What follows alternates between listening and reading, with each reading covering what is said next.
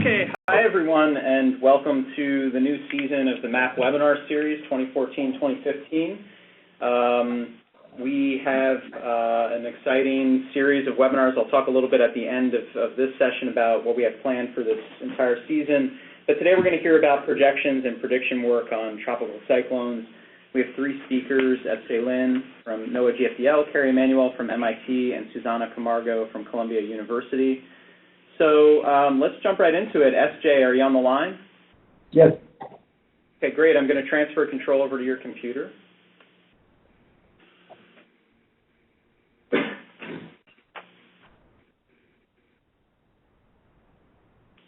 Okay, looks good. So whenever you're ready, go ahead.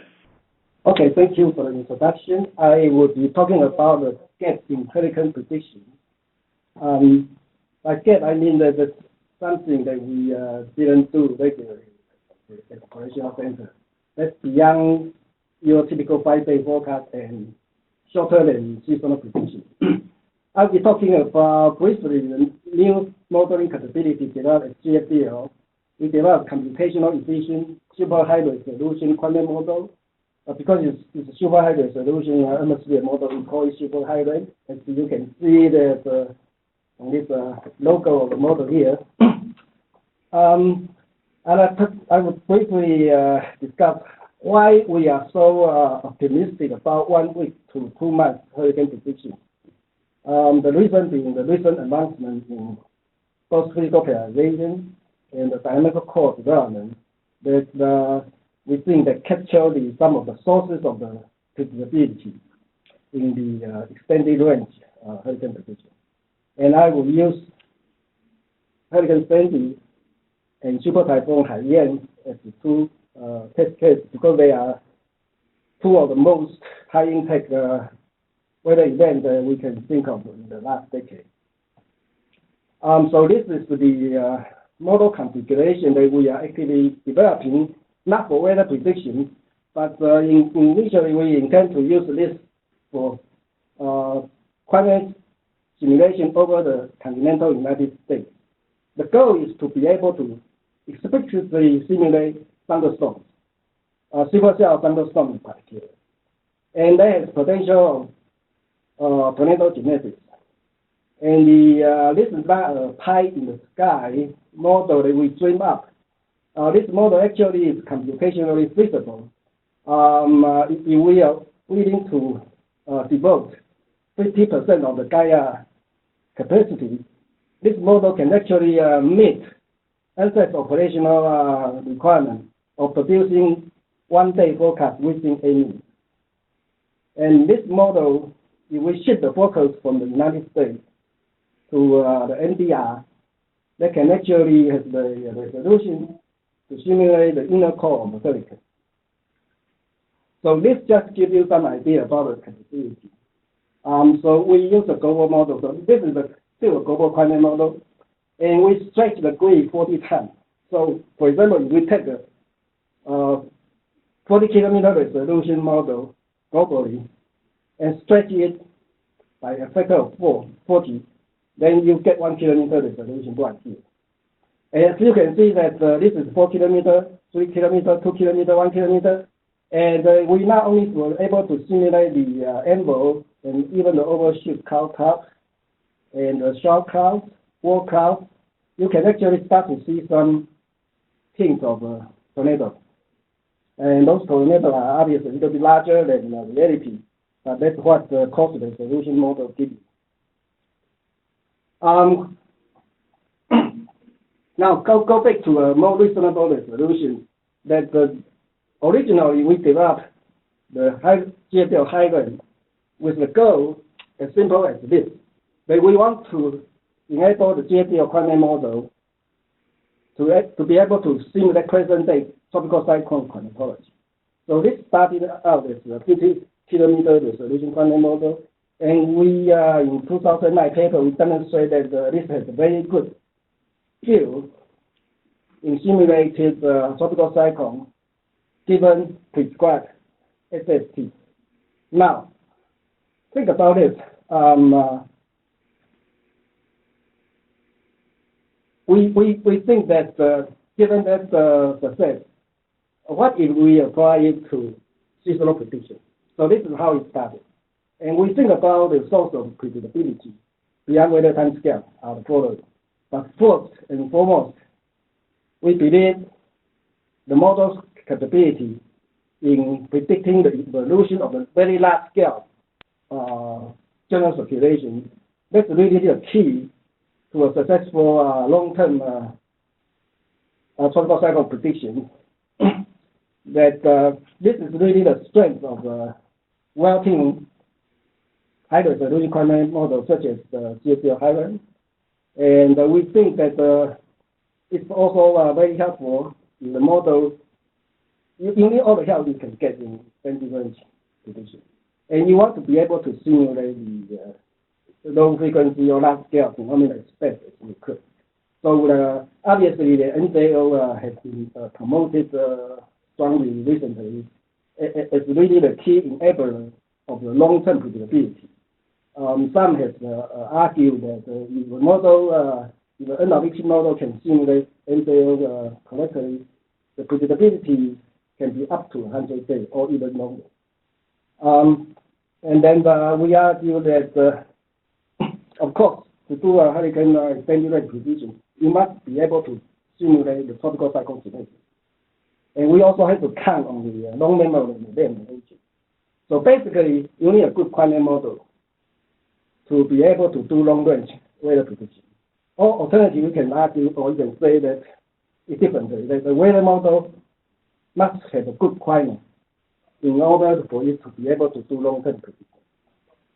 So this is how we run the GFDL Haiyan seasonal prediction model. If we do not want to couple to the ocean, that's very useful when we want to run very high resolution in the atmosphere, and we really couldn't afford to couple to the ocean, particularly very high resolution ocean. So we use what is so-called frozen SST anomaly assumption. So basically, SST is predicted as the initial SST anomaly plus the monthly varying climatology. And we initialize the land and atmosphere by nudging the dynamical field toward unsafe analysis. And we can also weakly couple Haiyan to mixed layer ocean with SST nudging toward the initial anomaly as indicated in 1 here. And on the right hand, I'll show you the scale of this SST anomaly assumption. That is, we started from July 1st. As you can see that during the whole July, the correlations everywhere near 1. Very, very good approximation.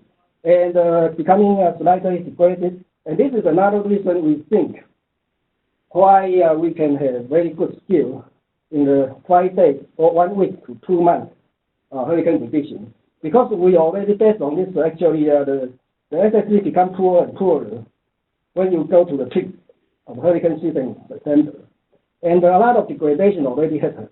But if we already can get a very good seasonal prediction out of the model, for example, as shown here, then we can actually even do better job in this intra-seasonal forecast. So here it shows that both we have attained both very high correlation in space on the left. This is all 21 years that we can simulate predicting from the model versus observed. And this is the correlation with best track data. So good correlation in space and time. Now, if you look at this month by month scale bar chart, you can see the most degradation from the seasonal prediction actually comes from the later month. So we just focus on the first 2 months. We should probably get a much more accurate information than you can get from a seasonal prediction. So basically, you want to shorten the seasonal prediction into something even more accurate and potentially more useful.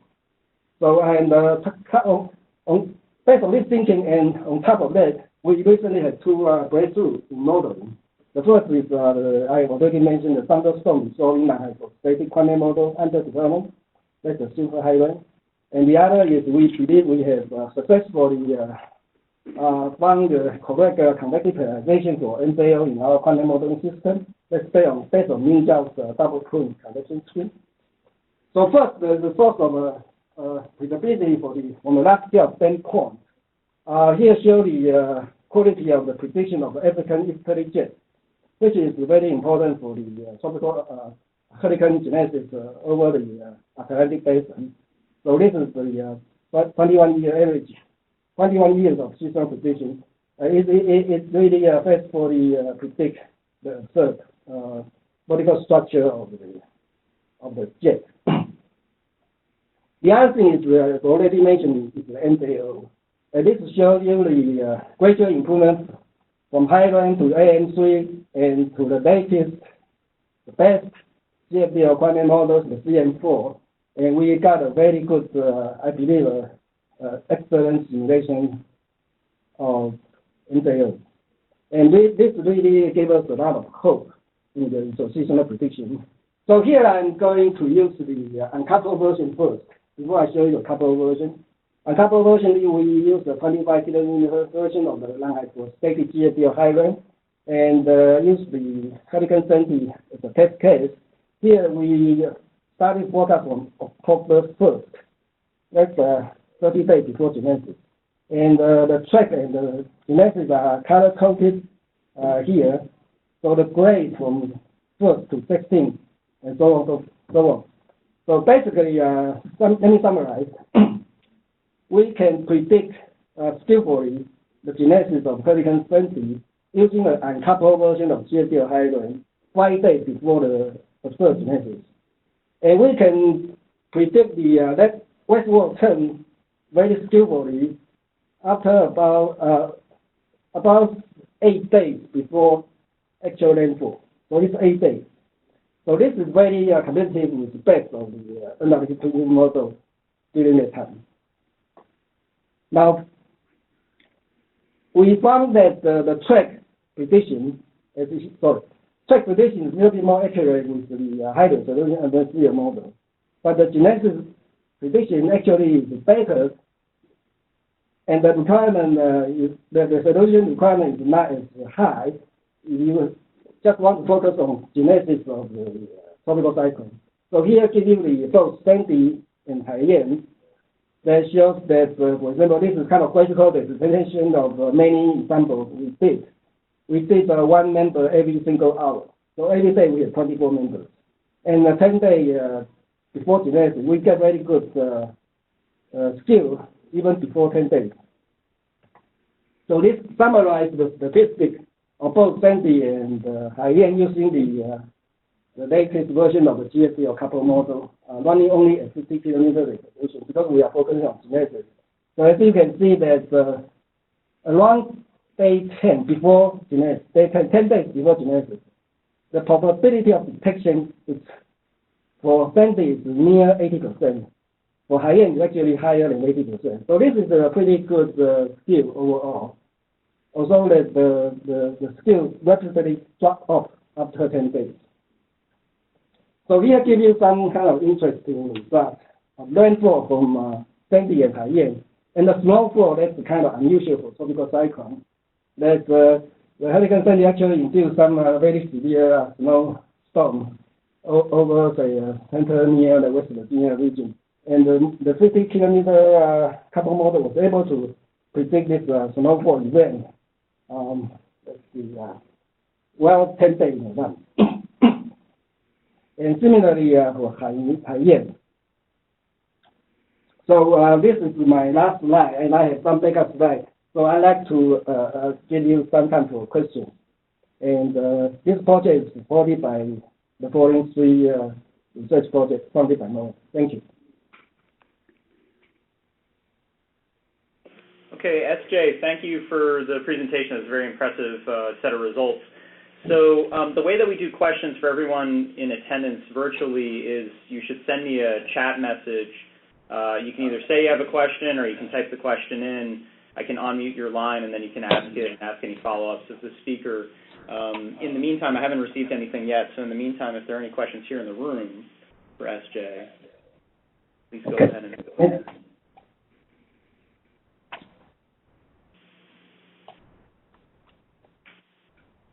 Okay, so I'll give it a few more seconds for virtual attendees to send a question in to me before we hang it up.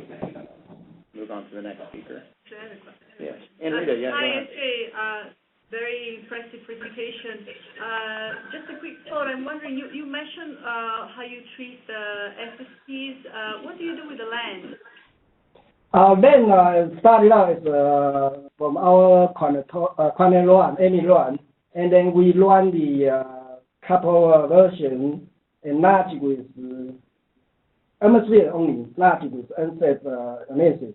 So by doing the larging, then it kind of reinforced by the unsafe initial condition, unsafe condition continuously until the forecast time.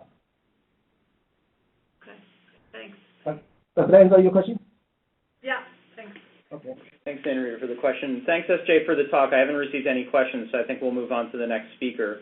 So, Carrie, are you on the line? Yes, I am. Can you hear me?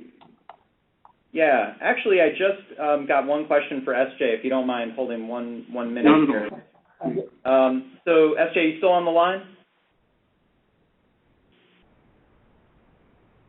SJ, Hello? are you still there? Yes, I'm here. Okay, great. So we had a question from Dave Considine from NASA. He's wondering whether you can say anything about the computational requirements for super Haiyan. So I have my slide. I can back up. It's actually, if I use half of the NOAA quantum machine, that's called Gaia, 50% of that, so that's about 50,000 CPU. And we can actually meet operational unsafe NLP requirements. So translate into quantum thinking. Quantum model, you think about how many years per day you can get with a certain model.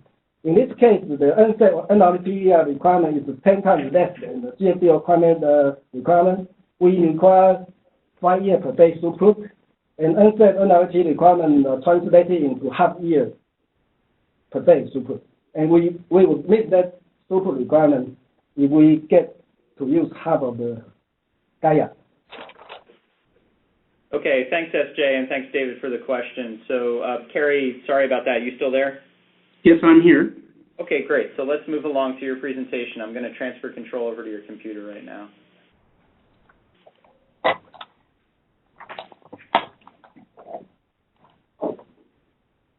Okay. Are we all set? Yeah, it looks good. Whenever you're ready, go ahead, please. Okay. So we've heard some very exciting insights into the future by Dr. Lin, and someday, maybe not in the too distant future, we're going to be able to make 100-year climate projections using models with that sort of resolution. Until then, we have a problem, and the problem in a nutshell is the same problem that is addressed by using very high-resolution weather forecast models for hurricane prediction, which is that, you know, we think of hurricanes as synoptic scale or mesoscale phenomena, but in fact, the eye wall of a hurricane is actually a front. It has scales on the order of kilometers, and experience with very detailed hurricane models is that if you wish to really resolve the intensity, you need to have grid resolutions down in the kilometer range, such as we heard for the coming weather prediction models. But at the same time, the circulation of the storm extends out to about 1,000 kilometers and is embedded in much larger scale flows. The computational nodes of global climate models are typically on the order of 100 kilometers apart. So we're very far from being able to resolve hurricanes in coupled climate models that we're using to make projections out to 100 years or so. And so we know from looking at such models that they are not able to simulate high category hurricanes, like category 3 to 5, which actually do about 80% of all damage in the United States. So we can't use today's generation of coupled climate models to simulate the hurricanes that we're actually worried about. So how do we deal with that? Well, the solution that a lot of people advocate, and that we do as well, is to take the large-scale model, or perhaps reanalysis data set, and embed within it, in our case, a very simple hurricane model coupled to the ocean, because the ocean feedback to hurricanes is terribly important. Put that inside the climate model, if you will, or the reanalysis, and use that to do that. So the model that we're going to use is called the Coupled Hurricane Intensity Prediction System, or CHIPS. It was developed at MIT in the 1990s and has been used since then to make actual forecasts, real-time forecasts.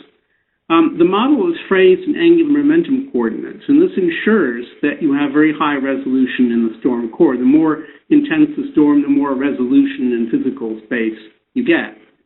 And as I mentioned before, we've used this to make real-time forecasts of tropical cyclone intensity all around the world since the late 1990s. You can go to this website and look at forecasts with this model, intensity forecasts of any storm of magnitude greater than 35 knots anywhere in the world. So how can we use this model, which was developed firstly as a research tool, but then applied to weather forecasts to help assess hurricane risk in the current climate and future climates? And the way we sort of hit upon to do this is to basically engage in a four-step process. So we're going to take our climate model, or perhaps reanalysis data set, and we're going to randomly seed each ocean basin with a very large number of weak proto-hurricanes, okay? The second step is to track them, basically, and we're going to use a very old and somewhat reliable forecast technique, which makes use of the fact that tropical cyclones pretty much move with the large-scale atmospheric flow in which they're embedded. In this case, that flow will be provided by reanalysis data sets or the GCMs. And then there's a correction for the so-called beta drift. Then we run the intensity model along each of these tracks and note how many of the seed disturbances achieve at least tropical storm strength. In practice, it's a very small percentage, like 2% or so. So think of this as random seeding followed by natural selection, sort of a biological analogy. And we use the small fraction of surviving events to determine the storm statistics. Maybe a small fraction, but typically we make event sets of 10 or even 100,000 events, so we can do reasonable statistics with them. And details have been published in various articles.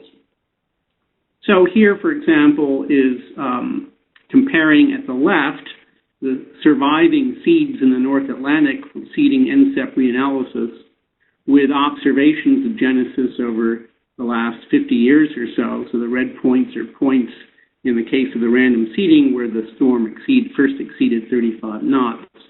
Observations are where the best track indicates basically the first point of the best track observations. And you can see some similarities, although the observations show tropical cyclones developing off of Newfoundland, which may not be very realistic. Maybe those were extratropical storms.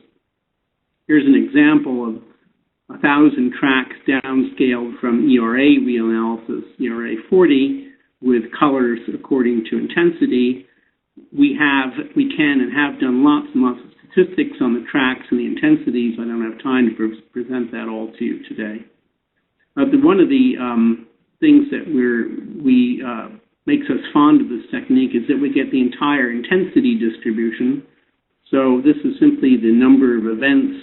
This happens to be for a North Atlantic data set whose wind speed exceeds the value on the x-axis. Blue is from observations between 1990 and 2005. The red is from a set of only about 1,800 or so synthetic tracks. And there's a pretty good match of the two distributions. Like the HIRAM model, we get quite high correlations in the Atlantic, not too many other places. Interannual correlations between observed and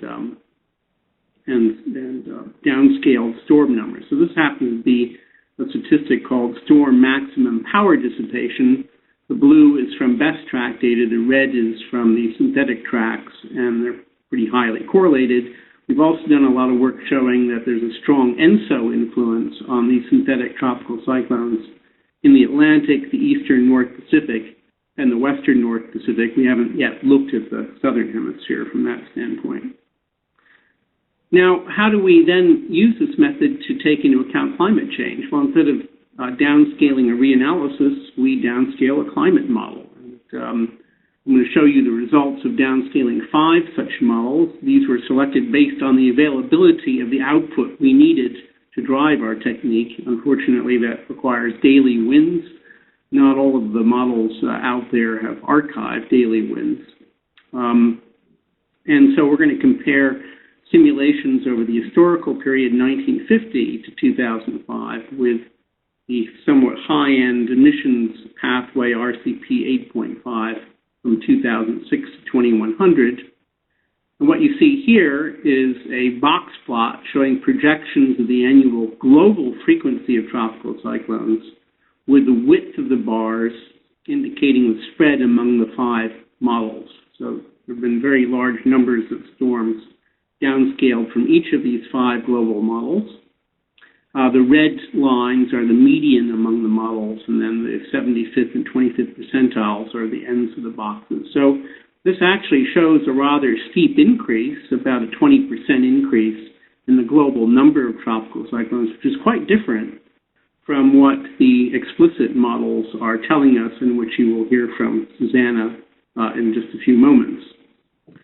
This is just showing the change averaged across all these 5 models of the downscale track density around the world. This is just the sort of percentage change or number of events per 4 degree square. And it's averaged over 2006 to 2100 minus the average from 1950 to 2005. And you can see that there's a lot of change in the Pacific, some change in the North Atlantic and in the Southern Indian Ocean. This is the same statistic, but for power dissipation, showing the increase in power, also an increase in power dissipation, rather substantial increase over the coming century, according to this downscaling. And this is just showing where that power dissipation changes. Of course, it has large values, principally in the tropics, and so naturally one sees large changes there. So let me summarize with lots of time to spare here. Downscaling provided by high resolution is needed to simulate high-intensity hurricanes. This is an important point because if you have a model that can only simulate weak hurricanes and tropical storms, the changes in that part of the distribution may not be the same as the changes in the distribution at high intensity, whereas from a social standpoint, we're really interested, especially in the high-intensity events that do most of the damage. I should say at this point that this downscaling technique has also been coupled to hydrodynamic surge models. We published those results showing changes in surge activity related to climate change and also detailing long-term risk of surges. More recently, we have used this model to predict tropical cyclone-related rain and flooding.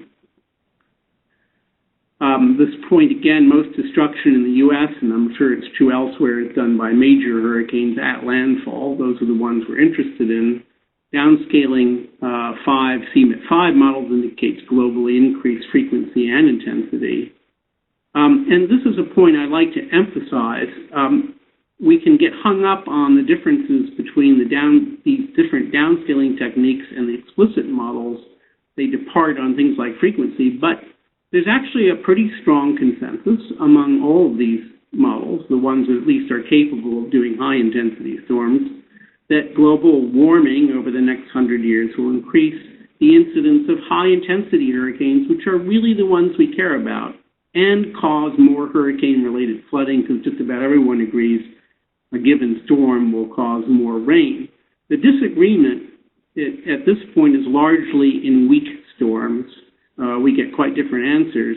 Fortunately, for the most part, these weak storms don't matter so much to society. So with some time to spare, I'll leave it with that, and I'm happy to answer any questions. Carrie, thanks a lot. That was very interesting. Thanks also for bridging between SJ's and Susanna's talk.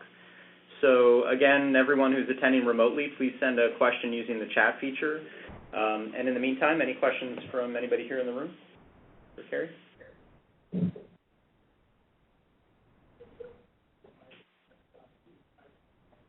Okay, so Carrie, I'm going to just wait a few seconds in case anybody's typing something in via the chat.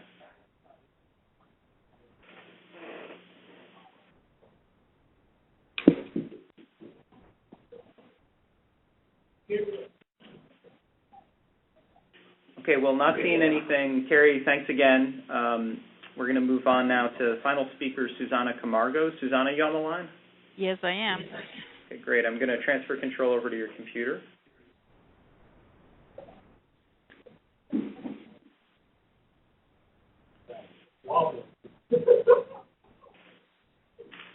Okay, can you see my screen? Yeah, looks good. Whenever you're ready, go ahead. Okay, so what I thought I would do, I would show some recent results that I have been working on with different collaborators. The first work that I'm going to talk about is some work I have been doing with Lin Filling. Lin Filling has developed a technique to separate the contributions of natural climate variability and externally forced climate change through ratio of noise, signal to noise. And she has applied that to different work. And here we are going to follow up the work we did in a paper from 2013 when we looked at the historical runs from CMIP, from the NCAR model. And here we are looking at the full 26 models from CMIP 5, and we are looking at the contributions of climate change and multi-decadal variability to the increase in potential intensity in the North Atlantic. So we are looking both at historical runs and also the future runs. And also, we are going to look at the aerosol-only runs and the greenhouse gases runs and try to see what the roles those have in the PI changes in the recent past. So here I'm showing on the left the potential intensity, climatology, historical run in the Atlantic. And now if you look at two different scenarios from the CMIP 5, the RCP 4.5 and the RCP 8.5, you see the difference by the end, the 30 years in the end of the 21st century of the PI in the Atlantic. And here on the right, you see the same thing with the SST. So as we expect, there's an increase in the PI by the end of the 21st century, but the pattern is not exactly the same as the SST. And we want to see how much of the contribution of that is from climate change and how much of the Atlantic multi-decadal variability.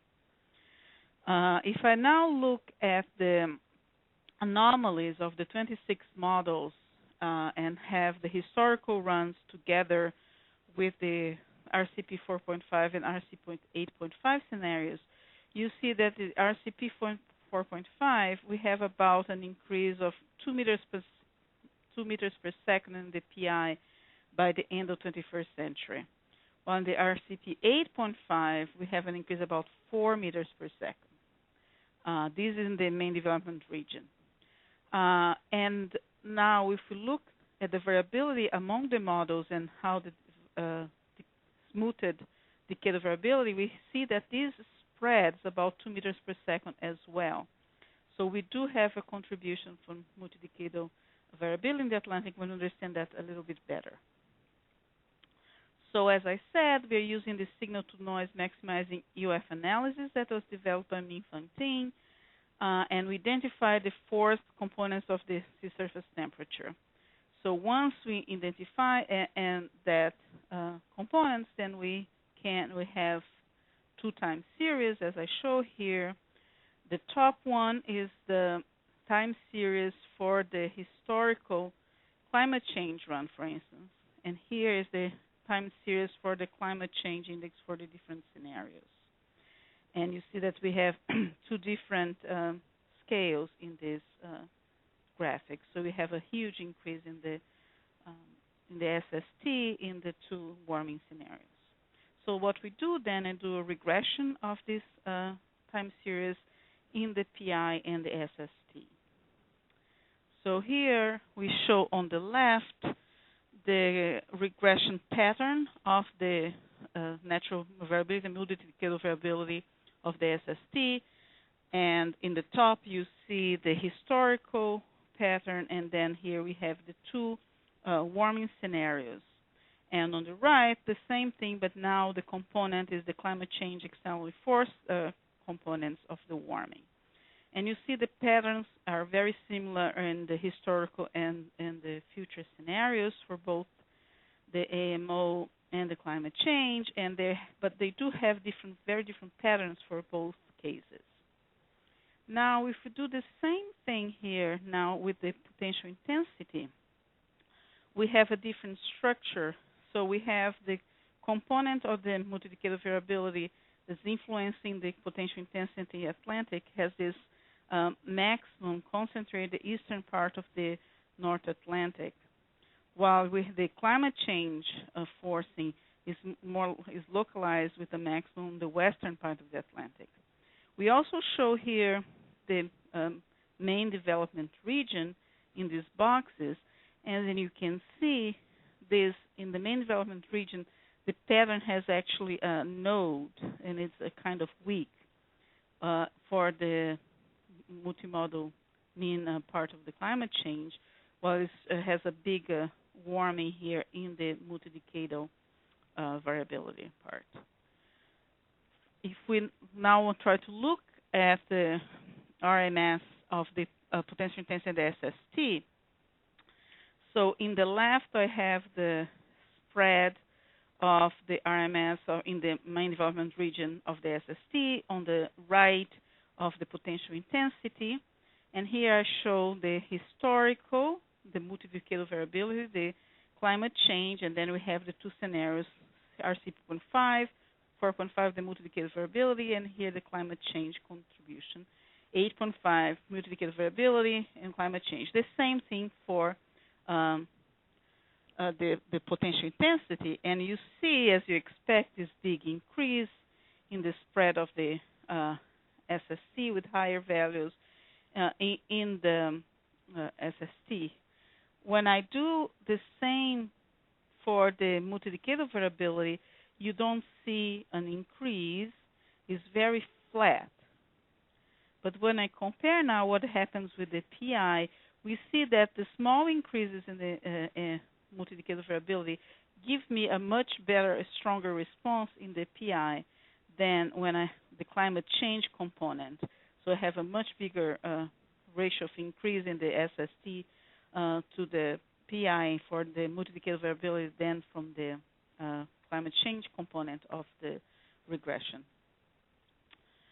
So now we want to understand what's the role of aerosols, these greenhouse gases, in the historical part.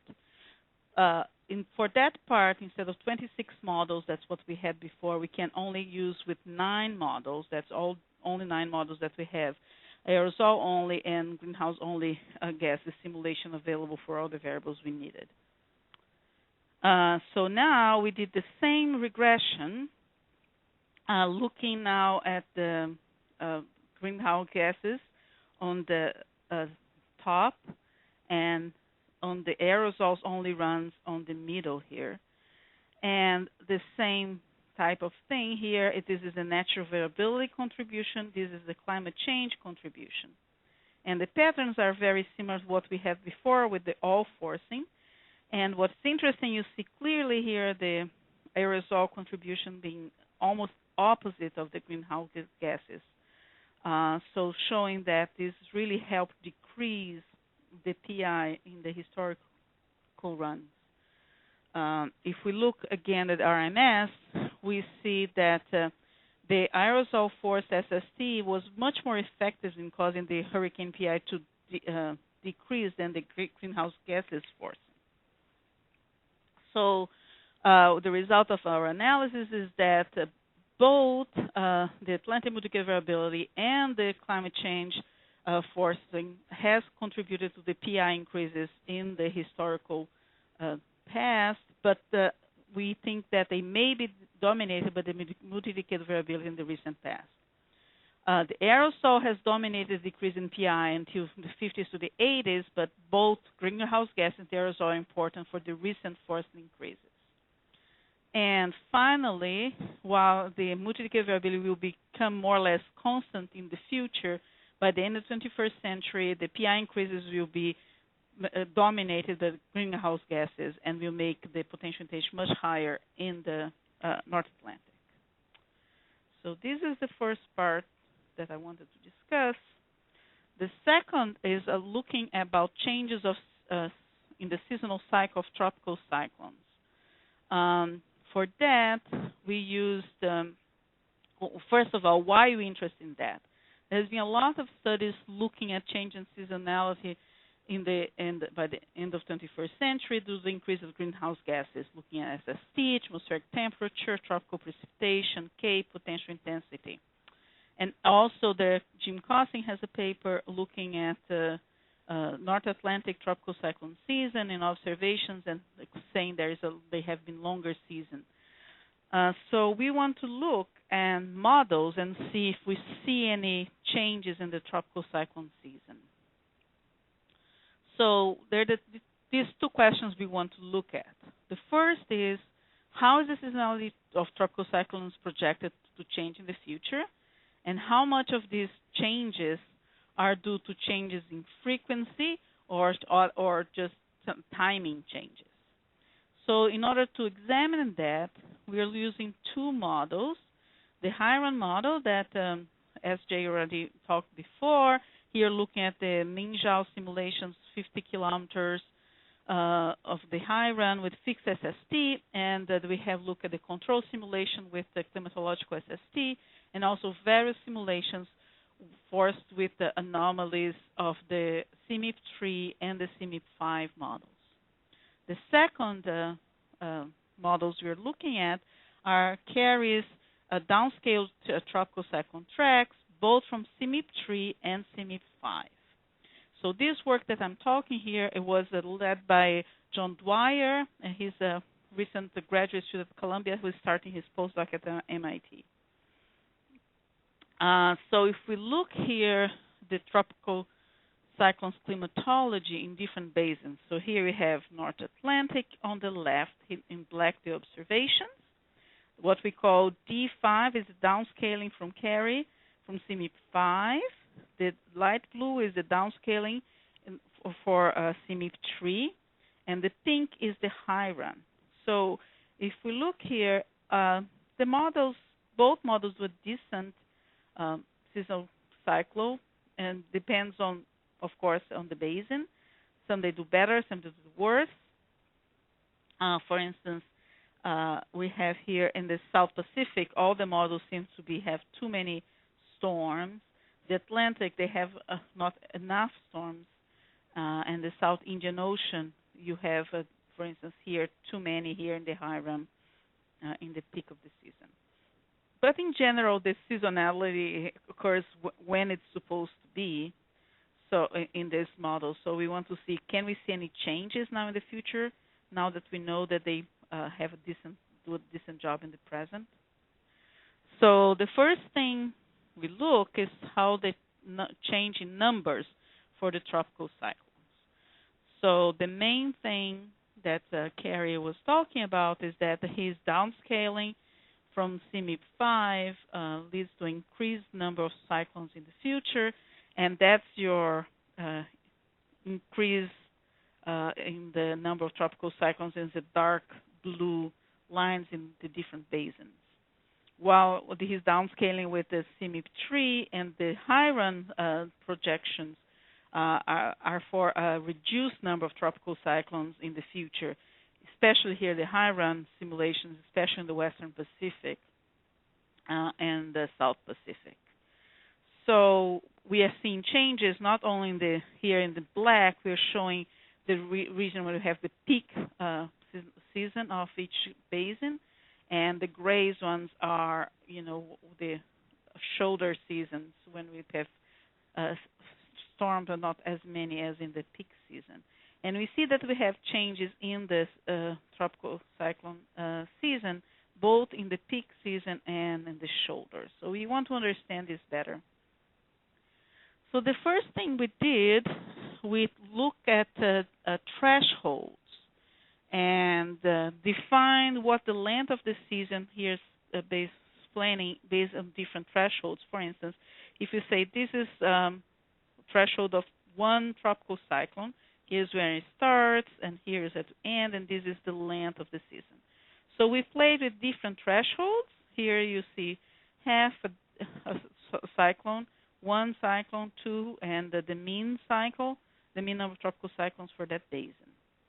And then what we looked at is how these models change according to these thresholds. And we see that the results are very robust, independent of the threshold used. So what basically we're seeing is that we have an increase in the season in the North Atlantic, Eastern Pacific, Western Pacific for the carries downscaling for CMIP 5, while Haiyan tends to have a reduced, smaller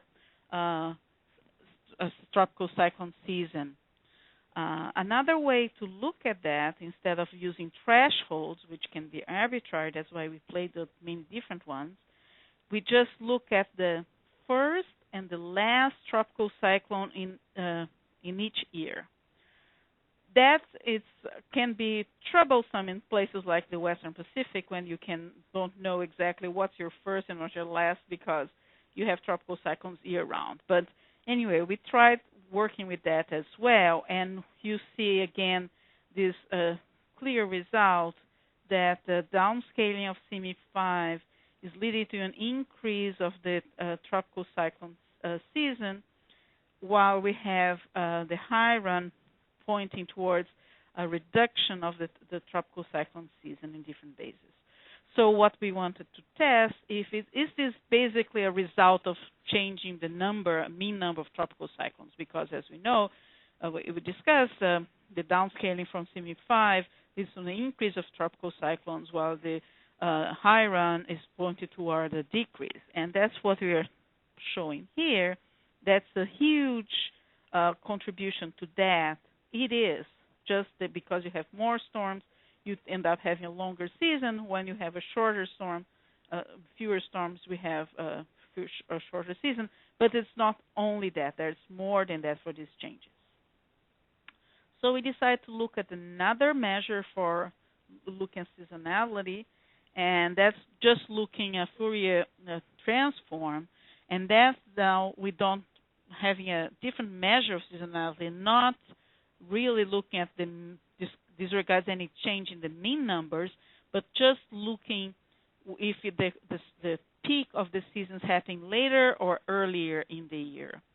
And when we do that, so we have a very clear signal from the Haiyan for the Western Pacific, Central Pacific, and South Pacific having a shift of the seasonal cycle towards earlier in the year, while we have the North Atlantic, Eastern Pacific here happening later in the year.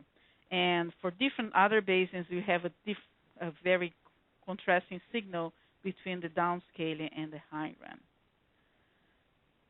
So to summarize this part, so the Haiyan model is projecting shorter tropical cyclone seasons. With the downscaled model, we have the CMIP 3, very little change in the tropical cyclone seasons. And with CMIP 5, we have longer tropical cyclone seasons. For both models, we have in the Central North Pacific points to our longer tropical cyclone season, and the South Pacific shorter season.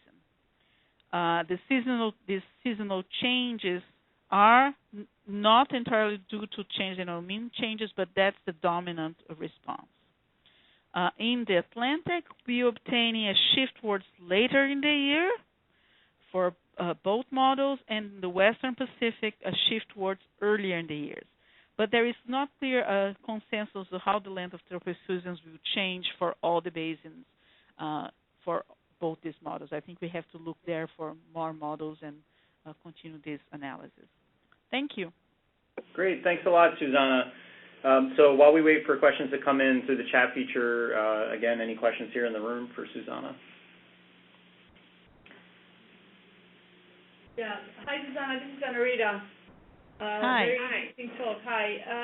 I wonder if you can elaborate regarding the first part of your talk, on sort of the predictability that you may expect, given the relative importance of processes that you highlighted, in the first part of your talk.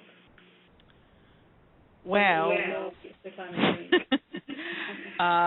the predictability, we're just looking at decadal and longer time scales here. Right, yes, that's what I'm saying. So decadal predictability, you highlighted, how both so the warming and also natural variability would play a role. So what does that imply in terms of being able to, let's say, predict this decadal changes in the future? So what I think we're getting is that in the near future, the decadal will be still important, but as the time progresses, then will be that completely dominated by the climate change. Mm-hmm. So if my interpretation is that, if you have any expectation of predictability, probably will be restricted to the first part of 21st century. But we are looking here only PI.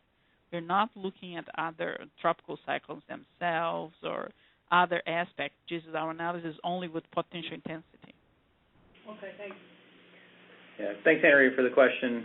I haven't gotten anything else from the chat feature, so I think we'll close this webinar down. Thanks very much to our three speakers, Carrie, Susanna, and SJ, for taking the time to talk today and present their new research to us. This is just the beginning of this year's webinar series. We're going to meet again in October, and the topic for that webinar is seasonal prediction, and there are three speakers for that webinar also. Lisa Goddard from Columbia, who's going to talk about some new frontiers for prediction, focus a little bit on decadal. Eric Giuliardi from IPSL, who's going to talk a little bit about ENSO and how improvements in the fidelity of ENSO simulations and climate models might be influencing prediction skill on intra-seasonal timescales. And then Ben Kerman from University of Miami is going to give an update on the NMME project. So I hope everybody will be able to join next month. And again, thanks to the speakers, thanks to all the attendees. So we'll talk to you in October.